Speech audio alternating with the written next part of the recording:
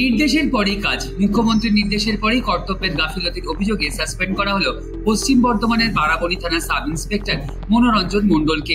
তার বিরুদ্ধে অপেশাদারিত্বের অভিযোগ রয়েছে আসানসোল দুর্গাপুর পুলিশ কমিশনারেটের কাছে। টাকার বিনিময়ে রাজ্যে বালি থেকে কয়লা পাচারে সাহায্য করছে পুলিশের নিচুতলার একাংশ। নবান্নে সাংবাদিক বৈঠক করে এই অভিযোগই করেছিলেন রাজ্যের মুখ্যমন্ত্রী মমতা বন্দ্যোপাধ্যায়। তিনি রাজ্যের পুলিশ মন্ত্রীও বটেন। পুলিশ মন্ত্রীর নিশানায় পুলিশ হওয়ার পরেই তৎপরতা শুরু হয় প্রশাসনিক মহলে। মমতার অভিযোগ ছিল কেন্দ্রীয় বাহিনীর একাংশের সঙ্গে মিশে পুলিশের একাংশ টাকাকে চুরিতে সাহায্য করছে। এটা তিনি বরদাস্ত করবেন না। কি অভিযোগ রয়েছে মনোরঞ্জন মণ্ডলের বিরুদ্ধে? আসানসোল দুর্গাপুর পুলিশ কমিশনারেট সূত্রে জানা গিয়েছে, দীর্ঘদিন ধরেই বারাবণী থানার এসআই এর বিরুদ্ধে কর্তব্যে গাফিলতির অভিযোগ উঠেছিল। বিভাগীয় তদন্তও চলছিল। ওয়াকিবহাল মহলের মতে নবান্ন থেকে পুলিশ মন্ত্রীর করা বার্তার পর আর দেরি করতে চায়নি কমিশনারেট।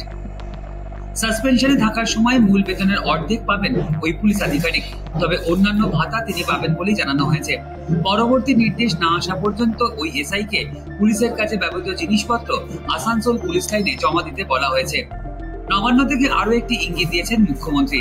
তিনি জানিয়েছেন বদলে দেবেন সিআইডির খোল নলছে। এই বার্তা পাওয়ার পরেই জেলায় তৎপরতা শুরু করেছে সিআইডিও। একই সঙ্গে রাজ্য পুলিশের স্পেশাল টাস্ক ফোর্স এবং দুর্নীতি দমন শাখাকেও আরো শক্তিশালী করার নির্দেশ দিয়েছেন মুখ্যমন্ত্রী।